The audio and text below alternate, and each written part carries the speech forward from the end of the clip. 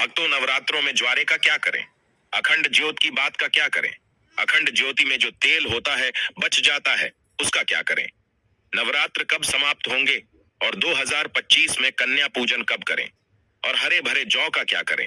भक्तों, आज हम जानेंगे सब कुछ इस वीडियो में। माता रानी जो आपकी इस वीडियो को सच्चे दिल से लाइक करें, उसकी गरीबी जन्म जन्मांतर की परेशानी दूर कर देना।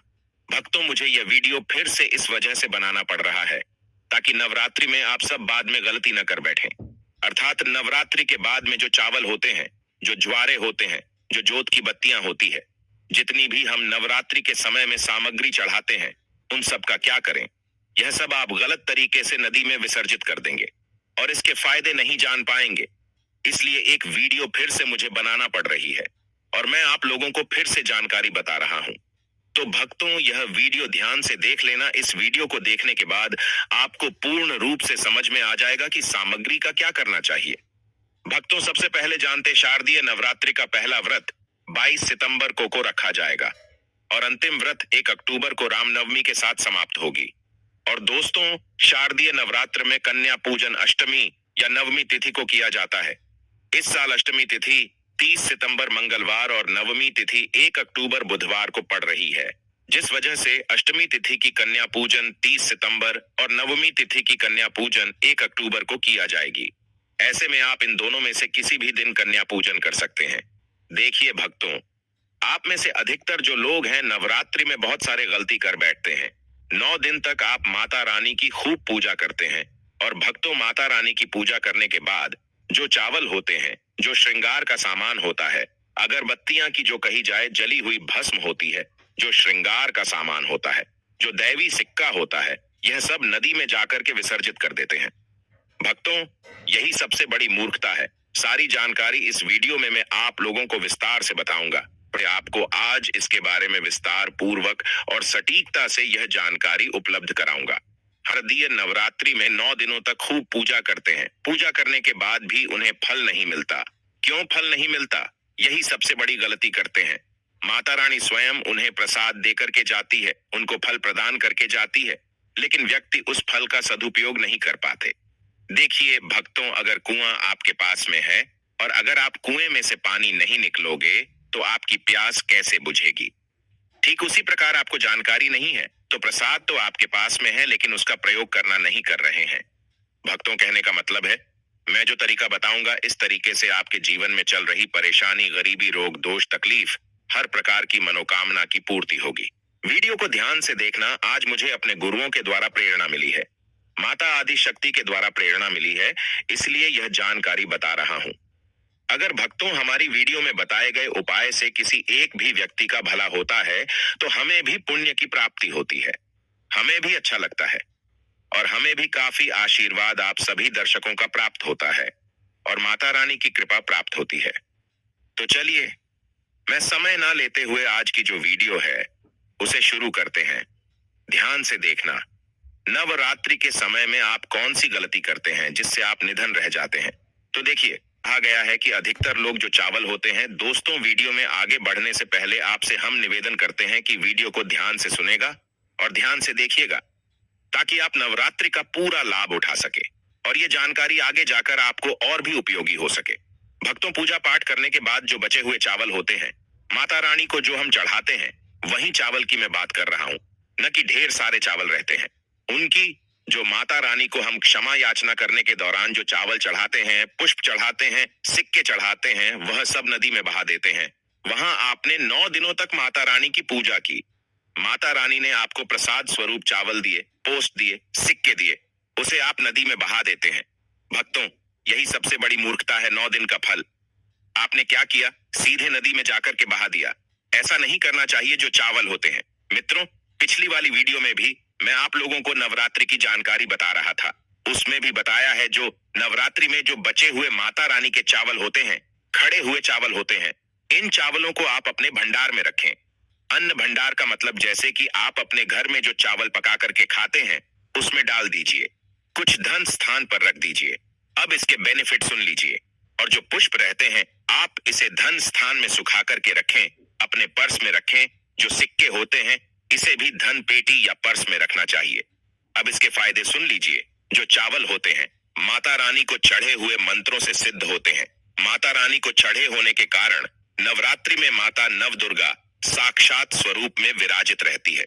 तो ये जो चावल होते हैं जागृत अवस्था में हो जाते हैं।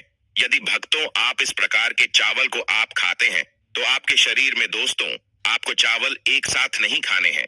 आपके घर पर कभी भी चावल बनाएं तो उसे चावल में 1 या 2 चावल के दाने मिला देने हैं।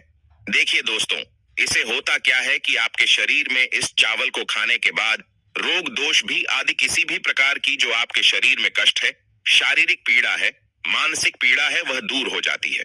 और भक्तों माता रानी की आपको कृपा प्राप्त होती है। माता रानी की कृपा से शरीर में एक ऐसी ऊर्जा उत्पन्न होती है जिस ऊर्जा से आप अपने आप को स्वस्थ करते हैं। और आप जहां भी चले जाइए, जिस भी कार्य को करिए, वह कार्य आपका सफल होता है। और भक्तों आपको एक बात और बता दूं कि कभी भी इन चावलों को थोड़ा सा खाते हैं आपका पेट भर जाता है, यानी कि इसमें तृप्ति जल्दी मिलती है और आपके घर में कभी भी अन्न की कमी नहीं रहेगी। आप में से अधिकतर जो भक्त हैं माता रानी को श्रृंगार का सामान जरूर चढ़ाते हैं और श्रृंगार का सामान चढ़ाने के बाद इसे आप लोग नदी में बहा देते हैं या फिर अन्य को दे देते हैं होंगे। तो ऐसा आपको नहीं करना है। जो श्रृंगार का सामान आप चढ़ाते हैं माता रानी के लिए 9 दिन के बाद इस श्रृंगार के सामान को आपके घर की जो शादीशुदा महिलाएं हैं उन्हें देना चाहिए। इससे क्या बेनिफिट होता है? इससे अखंड सौभाग्य की प्राप्ति होती है। जब तक वह माता बहनें श्रृंगार करेंगे, जो भी माता रानी को चढ़ा हुआ आपने दिया श्रृंगार करेंगे, तब तक अगर साक्षात स्वयं काल भी उनके पास आ जाए उनके पति को ले जाने के लिए, मृत्यु के घाट उतारने के लिए, तो उनका बाल भी बांका नहीं कर पाएगा। इससे उसे स्त्री को अखंड सौभाग्यवती की प्राप्ति होती है। महिलाएं घर की साक्षात लक्ष्मी होती हैं। इसीलिए भक्तों विशेष कर ध्यान रखें कि जो बचा हुआ माता रानी को चढ़ाया गया श्रृंगार का सामान होता है माता बहनों को देना चाहिए। अब इधर मैं आप लोगों को बताना चाहूंगा, आप में से अधिकतर भक्त जो जोत का बचा हुआ तेल होता है इसे क्या करते हैं? नदी में विसर्जित कर देते हैं। सबसे बड़ी यही गलती है। जो जोत का बचा तेल होता है वो नवरात्रि में जो जोत आप लोग जलाते हैं तो क्या होता है, 9 दिन तक जोत जलने के कारण जोत में जो तेल बचा हुआ होता है जागृत अवस्था में होता है। और भक्तों जागृत चीज ही अपना पूर्ण से प्रभाव दिखाती है। आपने देखा होगा सभी मूर्तियों की पूजा नहीं होती। जब कुम्हार मूर्ति बनाता है या फिर पत्थर वाले जो कारीगर मूर्ति बनाते हैं तो उस मूर्ति की पूजा नहीं होती। उसी मूर्ति की पूजा होती है जिसकी प्राण प्रतिष्ठा हो। तो भक्तों कहने का मतलब है कि ज्योति का जो बचा हुआ तेल होता है जो जलने के कारण जागृत अवस्था में हो जाती है, तो अगर आपके हाथ पैरों में दर्द होता है, किसी ने आपके ऊपर काला जादू कर दिया, आपको शंका हो रही है, तो इस स्थिति में आप क्या करें? जो जोत का बचा हुआ तेल होता है आप अपने सिर में लगाइए। अपने शरीर में जहां दर्द होता है उन हिस्सों पर लगाइए। तो आप अपने जो शरीर के आपको 7 हिस्सों में लगाना होता है, तो शरीर पर कैसा भी तंत्र विकार लगा है, किसी ने काला जादू, भयंकर काला जादू कर दिया हो, तो यह माता रानी की साक्षात कृपा होती है। तत्काल देखना 5 मिनट में आराम मिलेगा। आज हमें हमारे गुरु के द्वारा इस वजह से प्रेरणा मिली कि यह जानकारी समाज में बताई जाए। इस जानकारी से आपका भला होगा। अब जो आपको किसी तांत्रिक या ओझा के पास जाने की जरूरत नहीं पड़ेगी। इनके चक्कर आपको लगाने की जरूरत नहीं है। आपको 1 साल के लिए जोत का बचा हुआ तेल बचाकर रखें। सिर होता है, सिर दर्द वाले हिस्से पर लगा सकते हैं।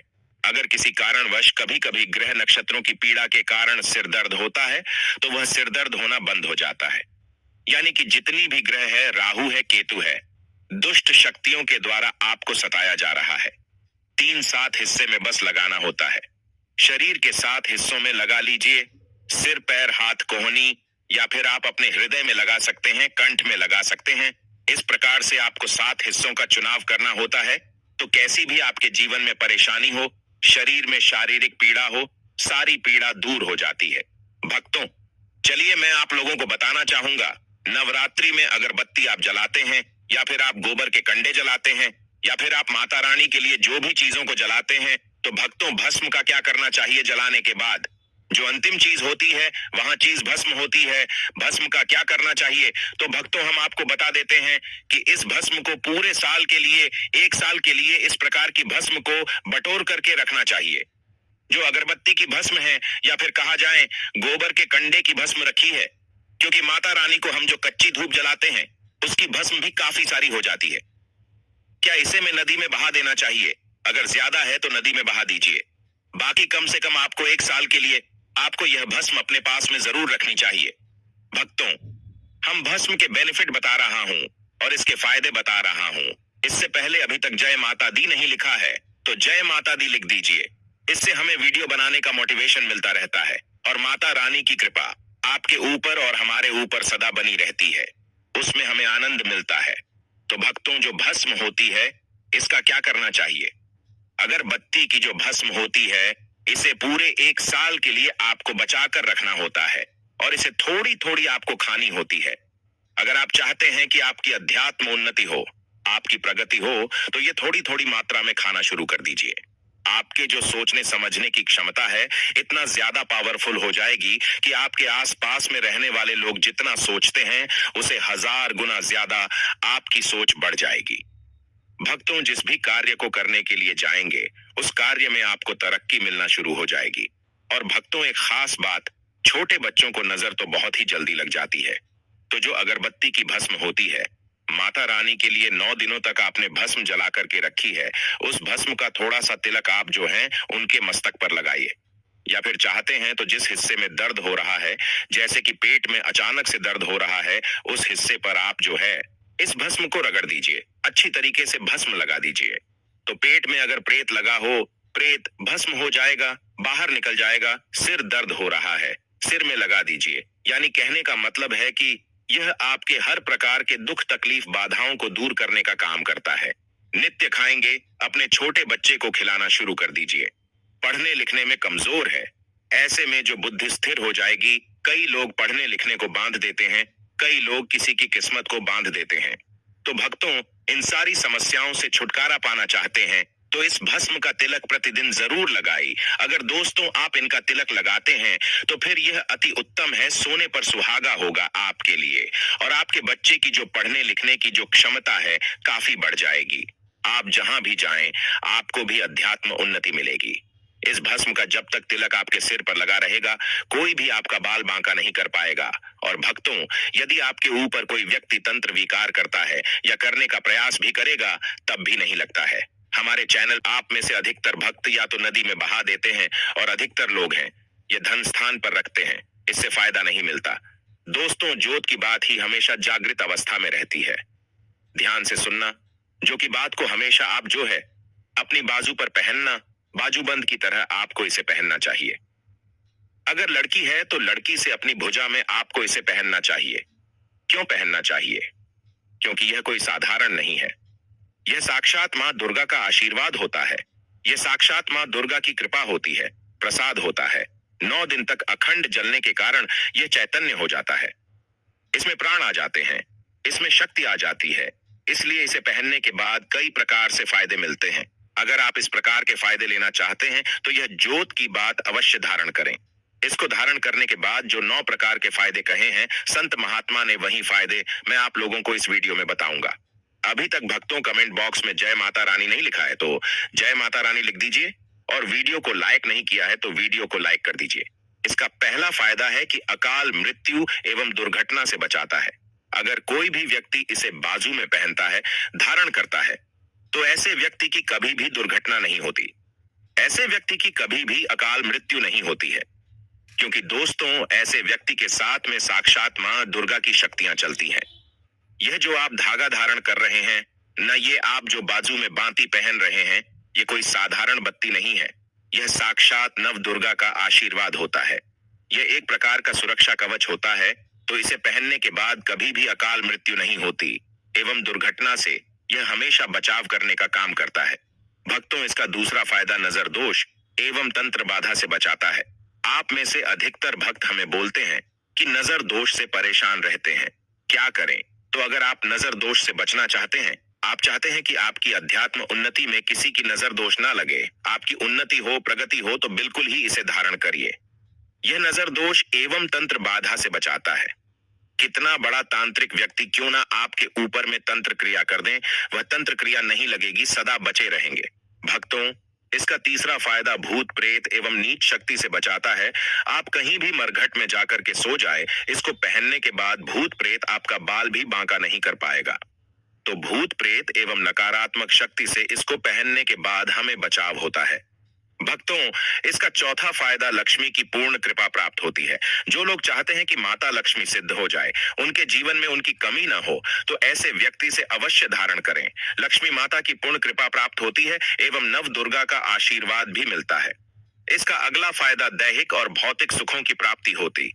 इसको धारण करने के बाद जो लोग दैहिक सुख प्राप्त करना चाहते हैं, दैविक सुख प्राप्त करना चाहते हैं, भौतिक सुखों की प्राप्ति करना चाहते हैं, ऐसे व्यक्ति को इसे अवश्य धारण करना चाहिए। इसका छठा फायदा मनोवांछित कार्य सफल होता है। आपने लंबे समय से जो मनवांछित कार्य सोच करके रखा है वह सफल नहीं हो पा रहा है, तो इसको धारण करने के बाद मनोवांछित कार्य सफल होना शुरू हो जाता है। भक्तों, इसका अगला फायदा इच्छित नौकरी की प्राप्ति होती है, तो इसको धारण करने के बाद इच्छित नौकरी की प्राप्ति होती है। इसका आठवां फायदा दैविक सिद्धि की प्राप्ति होती है। नौवां फायदा मां दुर्गा आपके शरीर में हमेशा अंश रूप में विराजमान रहती है। जब तक आप इसे धारण करेंगे तब तक मां दुर्गा अंश रूप में आपके शरीर में विराजमान रहेंगे और जाहिर सी बात है, जिनके शरीर में नव दुर्गा वास कर जाएं, ऐसे व्यक्ति के जीवन में अन्न, धन एवं किसी भी प्रकार की वस्तु का अभाव नहीं होता। भक्तों, देवी दुर्गा के स्वरूप में किसी भी देवी की तुलना में आप महागौरी की पूजा करना शुरू कर दीजिए। इनकी पूजा करने से यह तत्काल प्रसन्न होती है। देवी का जो स्वरूप कहा गया है वो है सिद्धिदात्री मां। दुर्गा जी का जो स्वरूप है वह है सिद्धिदात्री। ये सभी प्रकार की सिद्धि को देने वाली है। सिद्धि अर्थात मोक्ष को देने वाली तो देवी मां का पूजा पाठ करने से सभी प्रकार की सिद्धि की प्राप्ति होती है, सभी प्रकार की कामना की पूर्ति होती है। इसीलिए नवरात्रि के 9वें दिन इनकी पूजा से असंभव कार्य को भी संभव कर सकते हैं। इसलिए अधिकतर जितनी भी जातक है, साधक हैं, सिद्धि प्राप्त करने वाले साधक मां सिद्धिदात्री की पूजा करते हैं और मां कभी भी, चाहे असुर हो, चाहे मानव हो, चाहे दानव हो, चाहे कोई भी हो, कितना भी उत्तम साथ धूप क्यों ना हो, किसी पर यह भेदभाव नहीं करती, सभी को यह सिद्धि प्रदान करती है। इनका जो बीज मंत्र है सिद्धिदात्री नमः। आप में से अधिकतर दर्शक हमें कमेंट करते हैं कि गुरुजी, हमें सिद्धि की प्राप्ति करने के लिए क्या करना चाहिए? तो अगर आप सिद्धि प्राप्त करना चाहते हैं तो मां सिद्धिदात्री की आराधना करना शुरू कर दे और जो बीज मंत्र बताया है, इस बीज मंत्र का जितना ज्यादा हो सके जाप करें। इस बीज मंत्र का जाप करने से आपको 8 प्रकार की सिद्धि और 9 प्रकार के निधि की प्राप्ति होती है। तो यह वीडियो देखने के बाद आप समझ ही गए होंगे कि जोत की बाती का क्या करना चाहिए। अगर यह जानकारी अच्छी लगी हो तो इस वीडियो को लाइक जरूर करना और जन कल्याण के लिए इस वीडियो को आगे जरूर शेयर करना। इस वीडियो को देखकर कि बहुत से लोगों का भला हो सकता है। और सच्चे हृदय से कमेंट बॉक्स में जय माता दी लिखना ना भूले। और आज की वीडियो यहीं समाप्त करते हैं। धन्यवाद।